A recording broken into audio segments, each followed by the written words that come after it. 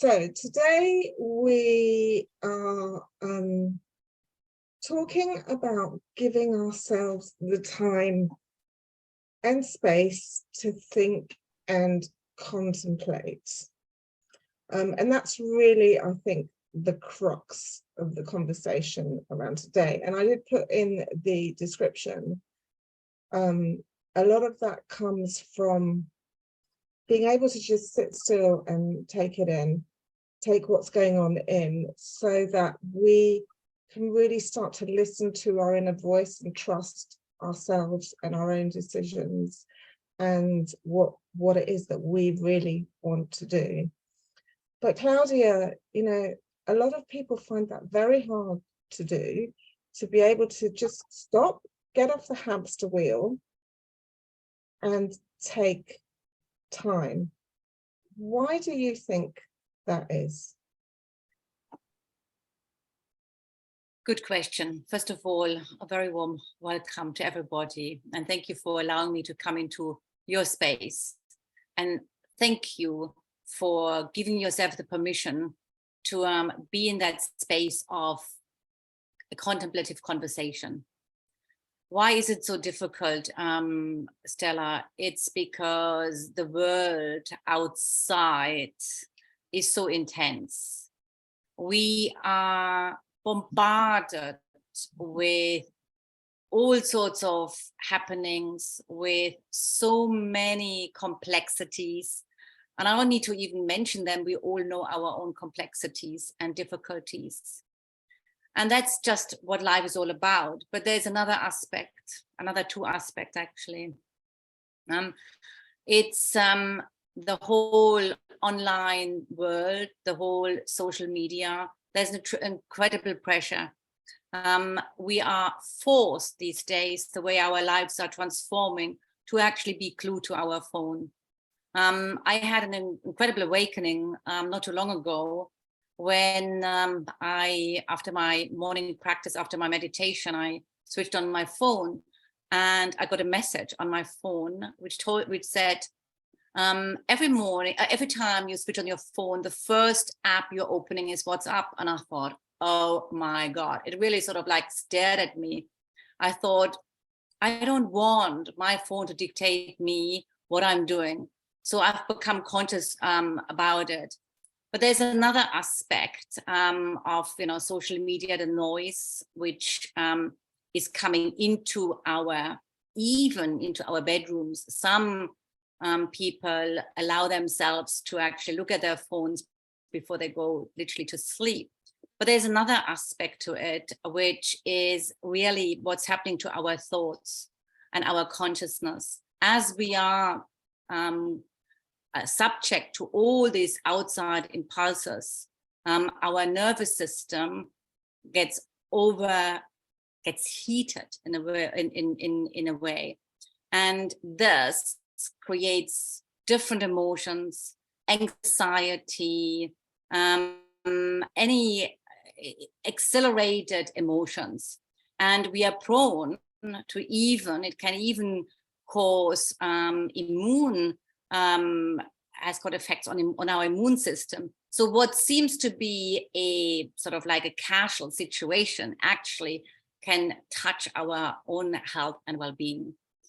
And this is society. We live in that world.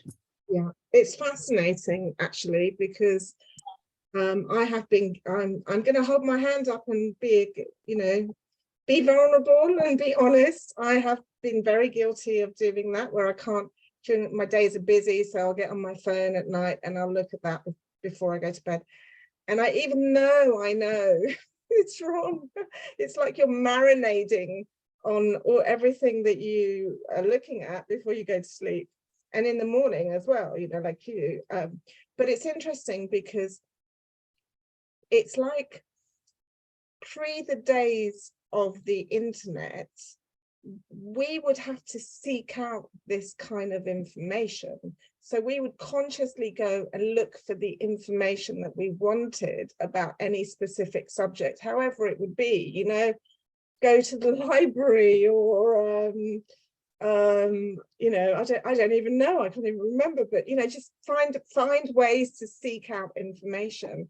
And now that information is just being hit at us constantly. It's literally in our faces all the time. And to top it all up, the distractions, because they are distractions, are highly intelligent, and they're programmed to come, you know, to show you the message that they think you want to see, because they'll look at your past behavior and all of that, all the artificial intelligence around that.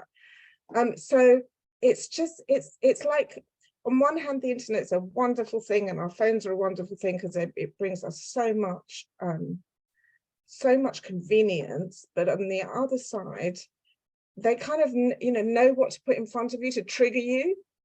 You know, it's like a triggering thing, and then it ends up kind of marinating subconsciously, as you say, and it does end up, you're absolutely right, it pushes our nervous system out of balance, and it affects our immunity, amongst many other things. So, you know, we've got the backdrop of that. And you said something to me which I put in the introduction in the newsletter, which was, we're in a shock to shock landscape. That phrase really resonated with me, because I thought, actually, that's so true, because we're trying to be triggered and shocked and shocked and shocked all the time. And then, of course, how can we end up trusting ourselves and what our inner voice is telling us when we're being hit in all directions? Because apart from that, we've got everyone's opinions, haven't we? We've got our friends, our families, you know, everyone around us, and then all the experts and everyone. So it's like, what, you know, what do you believe? So what kind of techniques do you advocate to help us with that? There are many techniques, but first we want to understand that what is happening, because once we understand what is happening, there is more incentive to actually do something about it. Because as you say, it's convenient how we get information now, but what is happening is our consciousness, our free will, our free thinking is taken away from us. So we are subject to opinion from outside. So what we are doing is we are actually living outside of our bodies. We are distancing ourselves from our core, from who we are. So what will happen is, the more we are moving away from ourselves, the more we will feel disconnected, the more loneliness will is on the rise. Mental health, these are all normal developments, because we are disconnected to ourselves. Depression is very prominent. Depression is a disconnection from your soul. So what looks harmless or convenient has got a very inverted commas darkness to it, and there's nothing wrong with living a modern lifestyle, anything. But what we don't want in what I advocate is to be hijacked by outside forces, because what's happening is our minds will be reprogrammed. So what we want to do is we want to cultivate a deeper connection with ourselves, so that we actually can rely and trust on our gut, our instinct, our heart to take decisions. We are reclaiming our power. That's really what this conversation is about. Now, how to do it? There are many different ways, and I'm surely some of you have their own practice. I cultivate a meditation I have introduced since a long time silence in my practice, and what I found very fascinating, what I'm discovering, and I call it silence as a dynamic space. Because some people tell me, I can't meditate, I cannot get rid of my thoughts. Firstly, that's a myth. Meditation is not about getting rid of our thoughts, it's about observing. But silence, just to give ourselves permission to honor some silence, some solitude, and just feel what's happening in our awareness, is a very powerful space to getting to know myself. The more I know myself, the more I empower myself for happy, peaceful, and healthy life.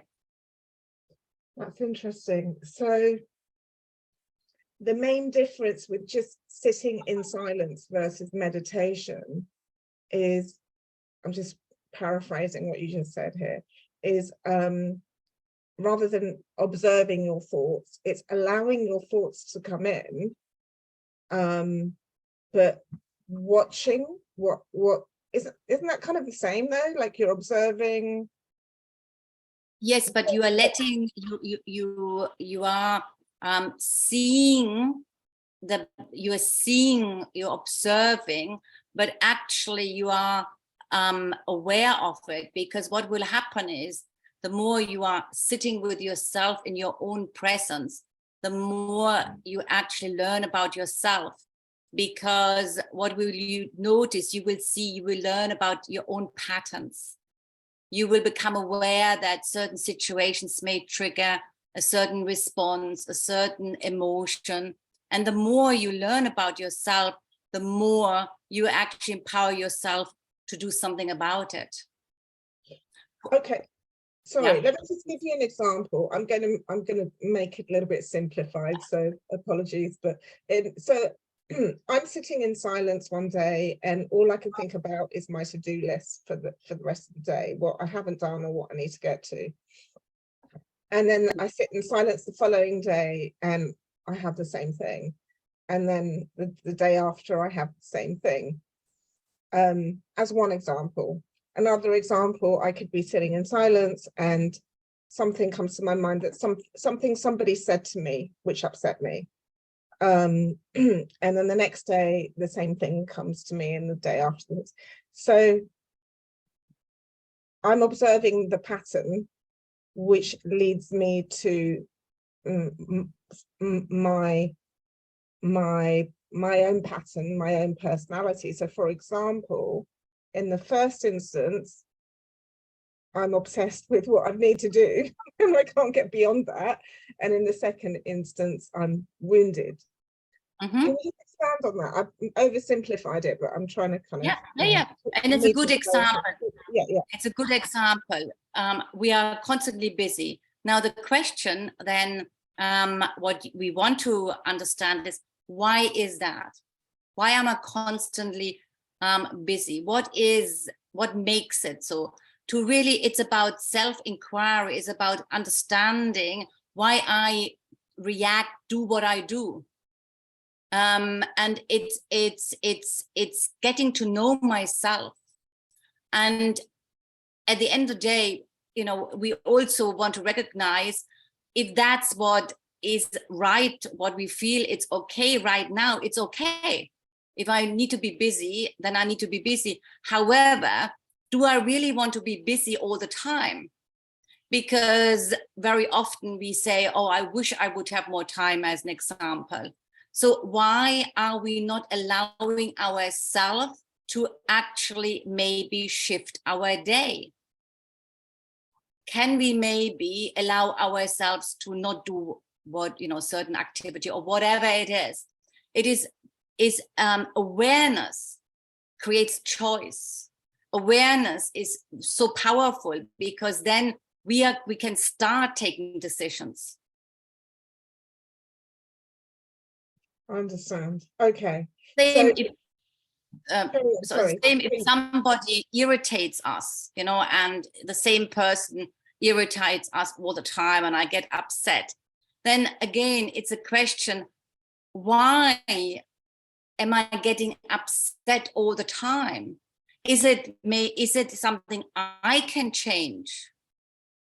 And it's almost like starting to take a mirror and look at the mirror and see what message I have to give to myself. And this is a very powerful practice because it's I'm reclaiming my power to understand myself. Knowing myself is the biggest gift I can give myself. Okay. So usually with all the franticness and the distractions and all of that, we don't take the time to really observe our patterns, is what you're saying. But if we sit in silence, or if we give ourselves some time just to sit without trying to meditate, without trying to, you know, observe our thoughts and let them pass, or whatever it is, or without doing a guided meditation, or without doing anything like that, we can start to learn more about ourselves. Absolute. And you will be surprised. And, you know, maybe the word silence or the word silence actually frightens quite, you know, can be very frightening, because silence, oh my God, it's boring. Or what do I experience in silence? It's the unknown. And that's absolutely normal. But what is powerful is if we are starting to cultivate space, silence, time for oneself, whatever word resonates, and being in that space with curiosity for one's own self. That's all what it is. It's allowing time, space to become interested in my own self. Who am I?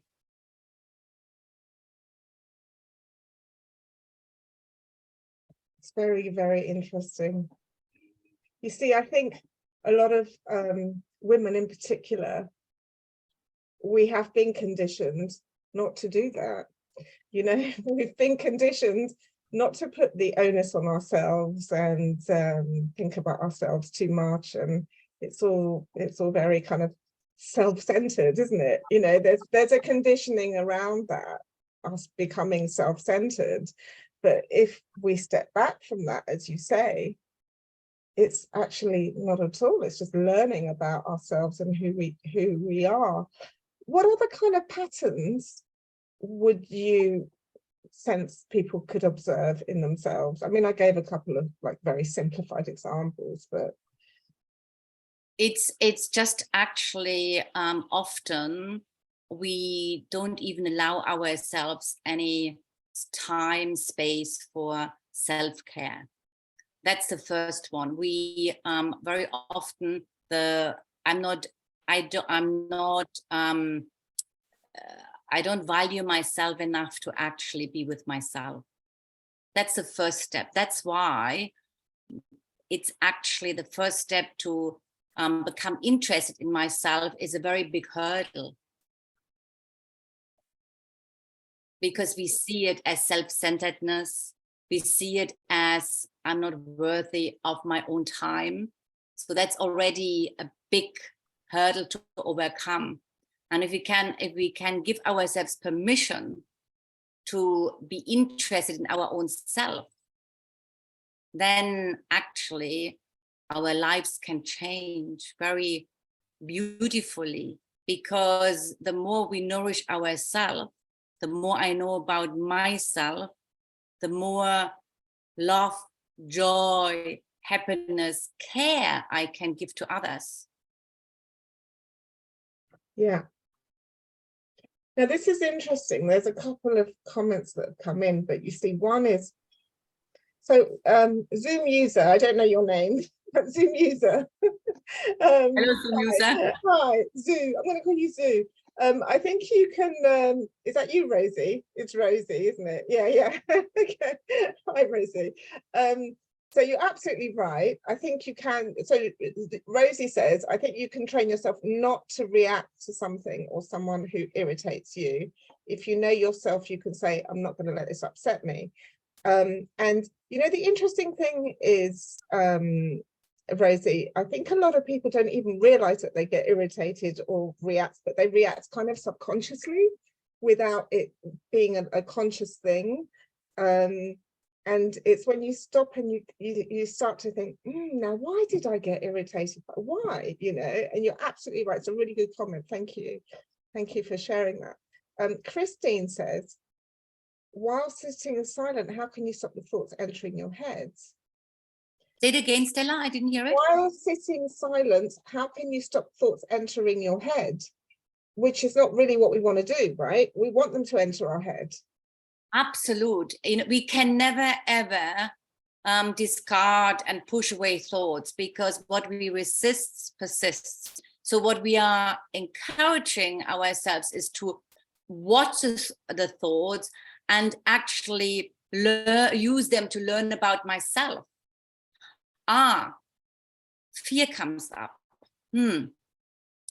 Why? What relationship?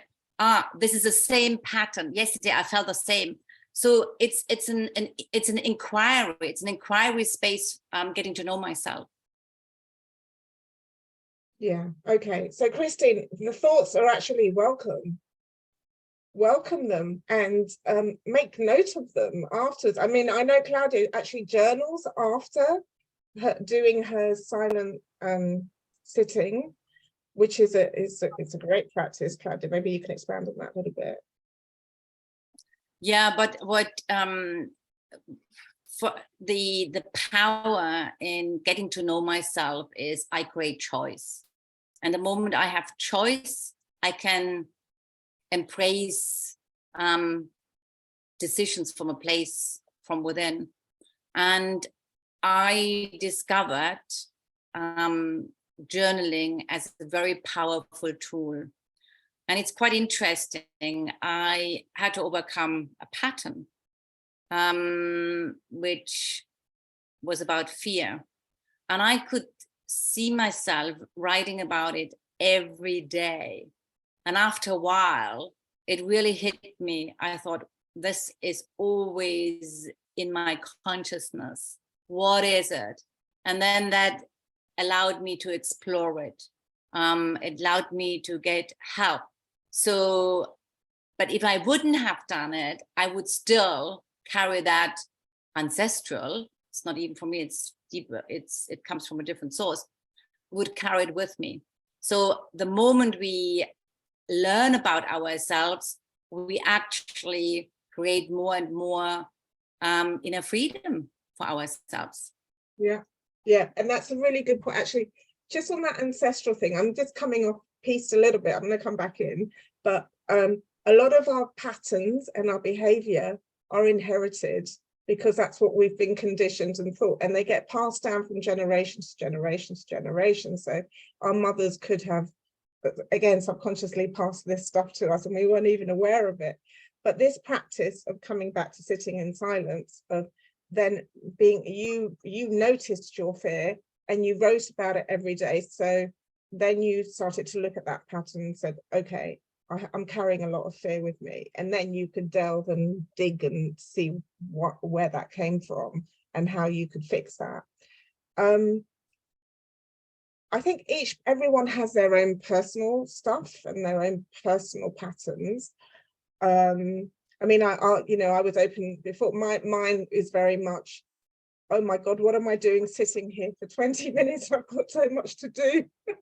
And so, but that's a pattern. And then, I've talked about this with Claudia. Why am I doing that? I'm kind of over that now, but in the past I had that a lot. And Claudia was like, well, that's your trying to validate yourself. Look how busy I am. It's your own validation of, oh, look how important I am because I'm super busy all the time. So there's that. Or that another thing for being busy is, oh, I don't want to miss out on anything. There's that kind of FOMO, fear of missing out. So there's another angle around that, but it doesn't matter what drives it. It's just, you know, being observing it and seeing that and stepping off the hamster wheel. Practicalities. How long should you sit in silence for? I always say to people, it's a new space for many, and we don't want to overwhelm ourselves. We want to, it's almost like making a new friend with yourself, because it's not a common practice to be with oneself. So what we want to do is like with a friendship, you are not best friends, or at least not for me, with somebody you met for the first time. You may just meet for coffee. The next time you may meet for lunch. The next time you may meet for dinner. So it's the same with that process. It's about getting to know myself and knowing what is comfortable for me. And I may only have 5 minutes, and I may choose to go for a walk in that 5 minutes, but I'm going with myself. I'm not putting the headphones on. I'm not taking my phone and look at the phone while I walk, or I'm not getting distracted about my to-do list, but really going for a walk with an intention. I'm now spending time with me and myself. And and be curious what unfolds in that space. I found it fascinating to be curious about what actually needs to hear right now in that space, because there's so much newness, there's so much aliveness, and it's really fascinating. If you're being connected with yourself, you will get immense hints. You know, you can even heal yourself, you get inspiration, you feel new openings of joy. The space of you and yourself can be a magical place. And if it's not magical, it's okay too, because it's getting to know oneself. Why do you think people are so scared of silence, or just being with themselves? Well, because we are not used to looking at our own self. We are afraid of our own self, of things coming up which we may not have dealt with. So there is a lot of, it can evoke anxiety. So it's easier to be subject to my patterns of doing, or whatever that pattern is, going out with friends all the time. Different people have different ways of distracting. I had my own distractions. I used to be, inverted commas, so important in my professional career because I didn't want to deal with my stuff. So we are conditioned to look away from our own self. But yet, the only thing we have is our own self. It's a paradox. Yes, it's true. You're right. I mean, that is a very important point. The only thing we have is ourselves, even though we have our friends and our families and our children and our loved ones, but ultimately the only thing we can control is ourselves, right? Exactly. And with ourselves, we truly spend mostly least time. We are in our body, we are 24/7 in this body, but are we truly aware of me and myself? Yeah. No, most people aren't. I mean, we're just be honest about that. Most people are not really, they don't.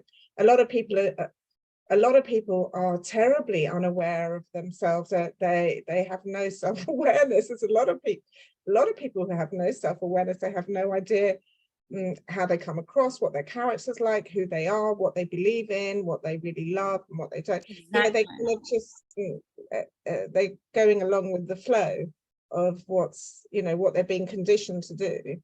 Exactly. Being being subject to the outside world, ignoring what I really want, and what I really want to, how I want to live my life. Because if we are not taking interest in our own self, how can we actually create the life we truly want? Yeah, that's true. I just want to, leading on from that, ask about this, because this whole thing about making decisions, you know, a lot of people struggle to make decisions, or they do make decisions and then they second guess them and they go back to them, and then somebody says something to them and then they reconsider their decisions, or they're worried they make the wrong decision. And I, you know, I included that in the write-up because I see that as being a fundamental issue in life. But also, if you have the confidence to make a decision based on what you really want, it does make you healthier and happier. It really does. The link is there, you know, because you're not constantly in this state of flux and insecurity. How does this practice help you do that? The more you are with yourself, the more you gain a deeper understanding of for your presence, the more you feel what is right for you.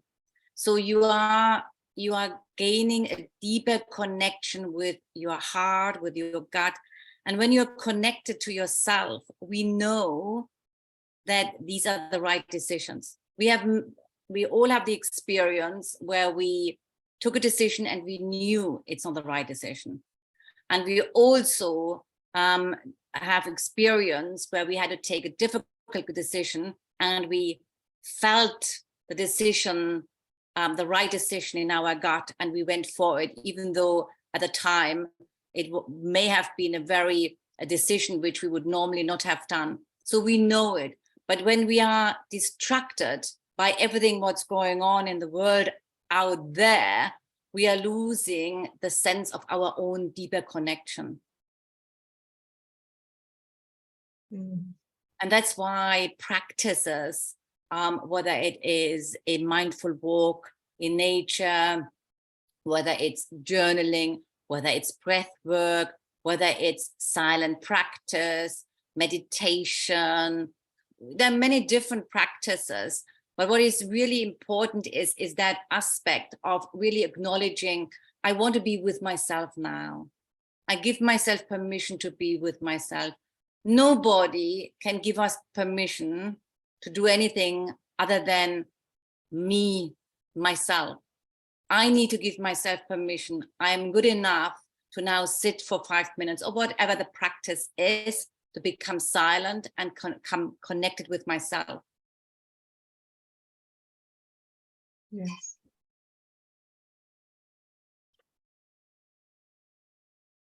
And now we have a pause because we want to achieve that silence.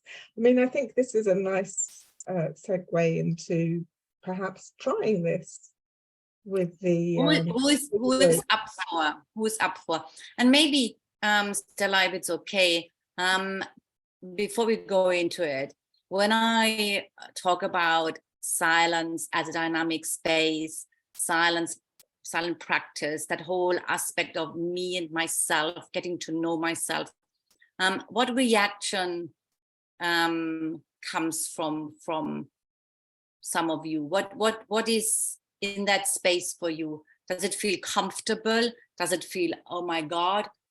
How do you meet that space of silence, of getting to know myself?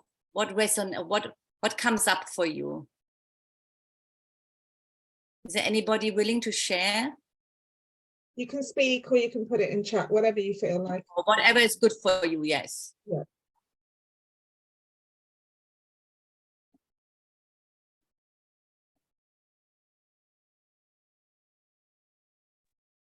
I'm happy to speak. Oh, great, Alison, thank you. So I think this is a really great sentence, me, myself, because people always say there isn't I in team, but there's me, there's M, which I always had the expression, me, myself, my own importance. And I think it's wonderful to hear, which I in team is quite not really teamy, and to say me, myself, my own importance and team could be the same. But I think it's great to hear what you're saying, to get that space about me and myself. And almost me and myself, and actually my own importance. Yes. And I really like it's. Yeah, I've written it down. I really like that. That's wonderful. So for you, it doesn't feel scary. It feels like, actually, this is a great thing to do, to prioritize me and myself. Yeah, because I am important. Me, myself, my own importance. You certainly are, Alison. You certainly are. Thank you for speaking up. I love that. Nat puts up loneliness. Now that doesn't surprise me, actually, because I would think that's quite a common reaction to. Yes, that's a very very valid point. Now when you think about it, why would you feel lonely if you have a relationship with yourself? Because, and that is again cultivating your interest in yourself. There is so much to discover in the space of me and myself that you can create such beautiful joy. Silence, or practicing silence, is exactly, people get a little bit, oh my God, but that's boring, or I will feel lonely. But when you start cultivating being with yourself, new aspects of who you are will emerge. So maybe you discover then a part of you which want to dance. Then you joyfully move around in your four walls, as an example. Or I feel I would like to make contact with that and that friend I haven't seen for a long time, maybe. Or even you discover a new hobby. I really always wanted to knit. I'm just examples. So in that space, when we can honor a space which is more difficult for us, let's call it loneliness, and stay with it and explore it and ask questions in that space. Why do I feel lonely with myself? And can be honest with ourselves. We can transmute this pattern and find so much joy, because ultimately when we become friends with ourselves, there is a lot of, like, we can have a lot of fun, actually. Yeah. Thank you, Claudia. Oh, lots of great comments. Brilliant. Thank you. So Helen says self-love. Absolutely. By sitting in silence or sitting with yourself, you see that as an act of self-love. Absolutely. Yeah, it's beautiful. I do too. It's taken me a while to get there, but I do too. Mariana, this is a very good comment. I always enjoy to have time to be by myself, have my own space and sit in silence just to clear my mind and recharge. And I enjoy my own company. However, I find that I tend to overanalyze myself and why things are happening, and I don't think it's helpful either. That's a really good comment. Really good comment. So how do you approach that? That's a very, very, very good comment, because what is in that space, Mariana, you are describing, you are becoming, we tend to go down a spiral, and that's not the point. It is not analyzing, it's not judging, it's just observing and not even finding answers. Just it is like that right now, and that alone will shift the pattern. Does it make sense, Mariana, for you specifically? Because what you will discover as you are saying, the pattern is over-analyzing. Now, that pattern will always be there. Why is it there? You may know. So once we know that, we have a choice to say, well, actually, I don't need to analyze now. It's just an experience I have. And I move on. It's freeing yourself from a pattern which is analyzing. It's an experience. Life is a sequence of experiences. And when we are in that state of moving along life and seeing that as a sequence of experience, we are more and more moving into a harmonious state with life as it unfolds. And when we are present, we create choices. Can I ask something about that? Because it's really interesting. Sometimes the analysis can really help you work out why and what you can do to change it. I think there's a fine line, isn't there, around the analysis where it becomes too much and it becomes more of a negative kind of thought versus something that you can learn from. I agree. And I prefer analysis is a very it's very, it's quite, it has got an energy of pushing more and more analysis, but what I advocate is an inquiry. Why am I always wanting to analyze? So to actually look at the pattern, an inquiry into why am I always like that? Yeah. So it's moving from understanding to curiosity about myself without judgment. There is not good or bad. It's about our way of how we respond, and it's about being curious. Why am I responding like that? That's okay. really good. That's really good point about the choice of word and our perception around that. So rather than call it analysis, it's a self-inquiry. We're inquiring. It's gentler, isn't it? It's a more gentle aspect of yourself to learn about yourself. It's curiosity. I don't want to make this a heavy space, me and myself. I want to know. I want to be curious about myself. I want to learn about myself. I want to get to know myself intimately. Life is between me and myself. Yeah. I'm here to make choices about myself. And how can I make choices? How can I make the best choices for myself? Only if I know myself. And that comes back to the question earlier on. We get so distracted about, don't feel secure, confident about our choices and decisions we have to take. That's because we are not knowing ourselves. The more we know ourselves, the more we are rooted in who we truly are, the more we know our choices. And the more our decisions are in alignment with what I need, what my body needs, what my soul needs, what my desires are from a place of love. Self-love. I'm going to move it on from that subject because there's some other comments in here that we need to answer. So post, like a bereavement, business is, as Maureen says, is a distraction from the grief. And so it moves you away from the grief. You have to think about it and you can keep yourself busy.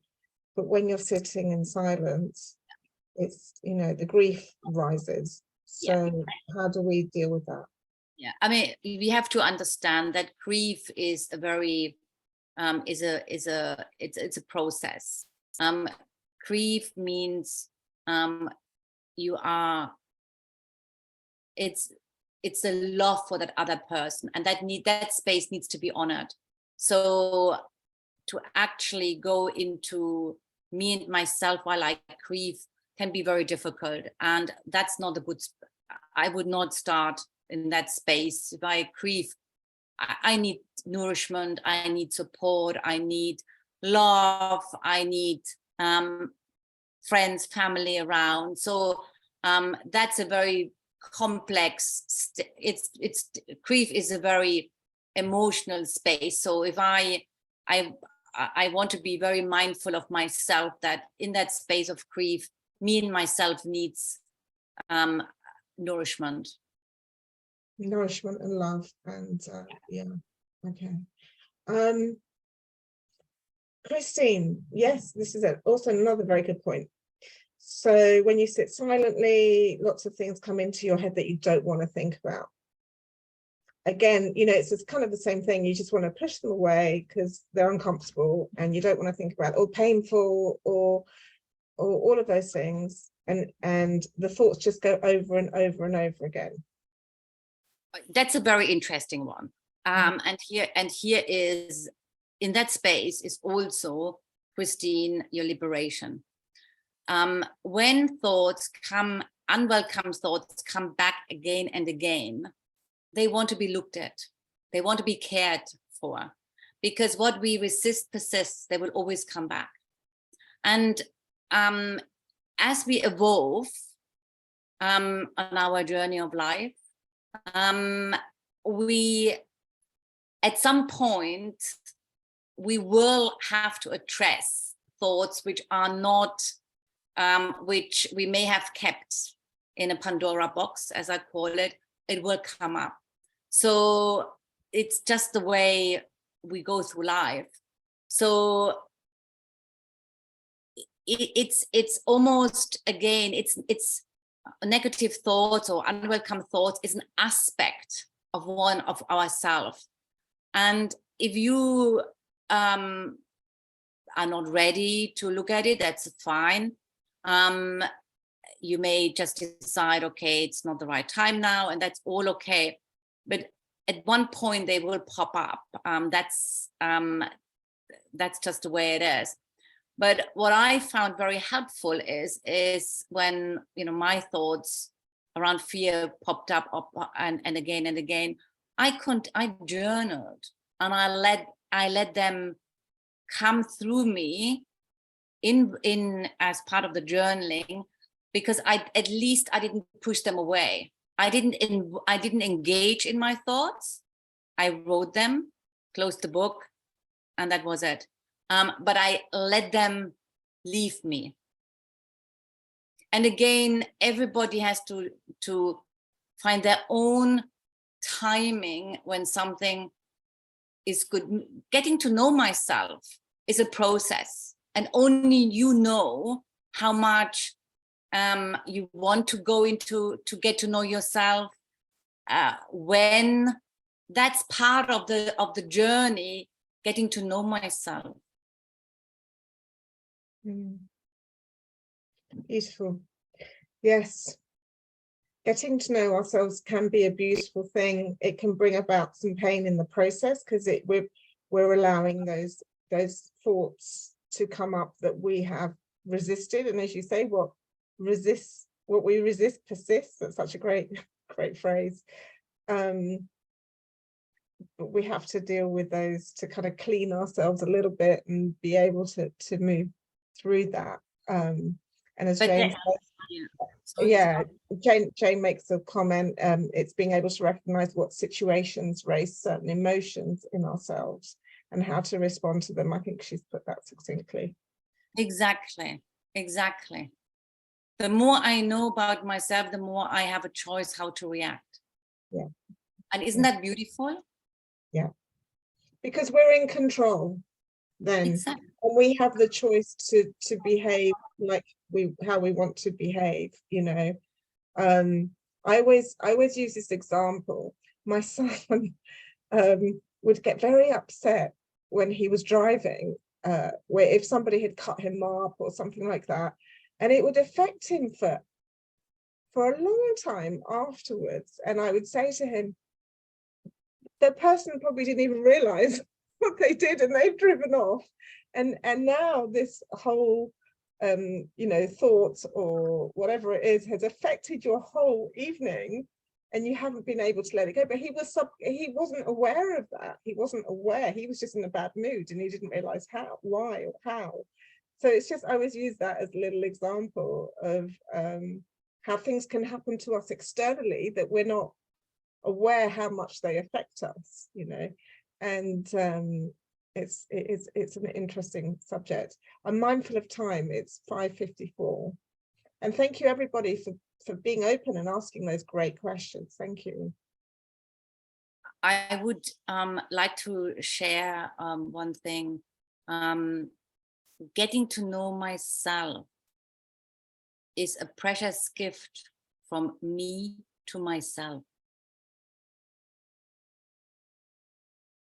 It's a gift you're giving yourself.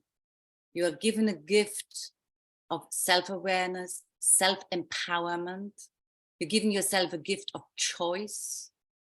You're giving yourself a gift of peace. You're giving yourself a gift of love. In that space, there is so much goodness. If we choose to take the interest in ourselves. And that's obviously a decision for everybody to take.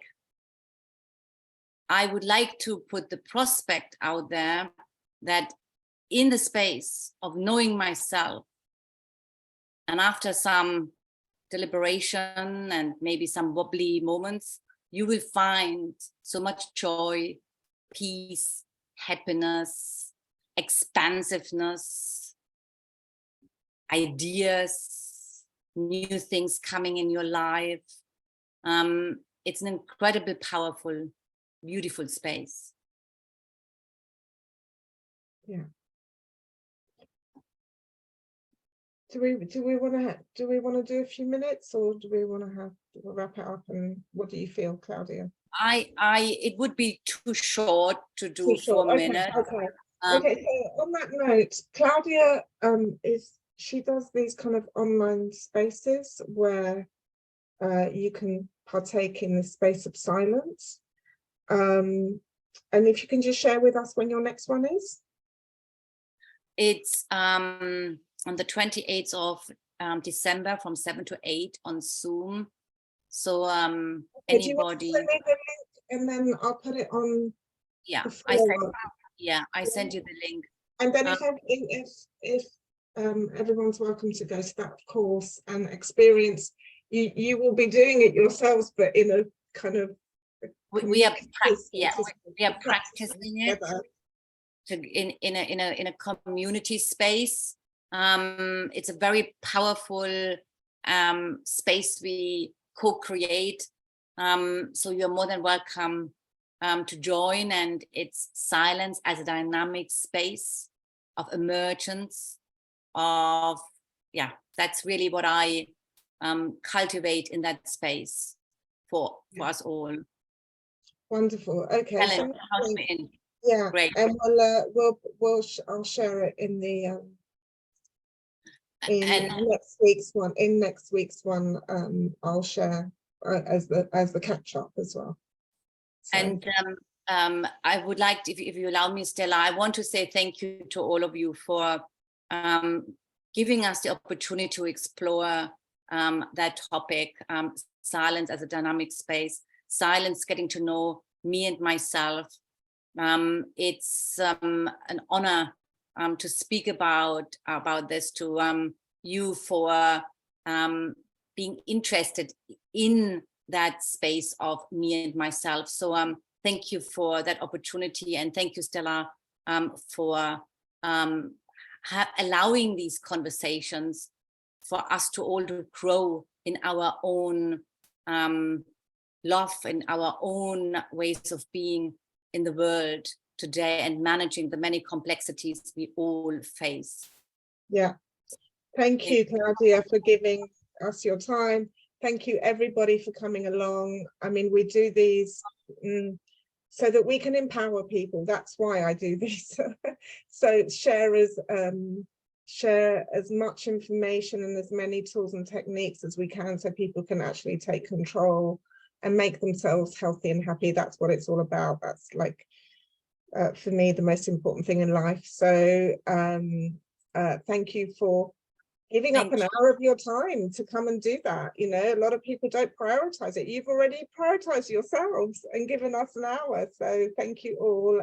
Thank you. Lots of love to everybody. Big virtual hug. Have a great week ahead. Next week, we have Colin doing a Kundalini Kriya, Kundalini session, yoga on immunity, raising immunity. So we'll share that. And then the week after, we have Become Your Own Life Coach. That was delayed because Jacqueline was unwell, but we're going to be doing, you know, we've postponed it a little bit. So thank you all. Have a beautiful week ahead. Stay warm. Stay really warm, and look after yourselves, and see you soon. Take care. Bye bye. Thank you. Bye bye. Bye bye.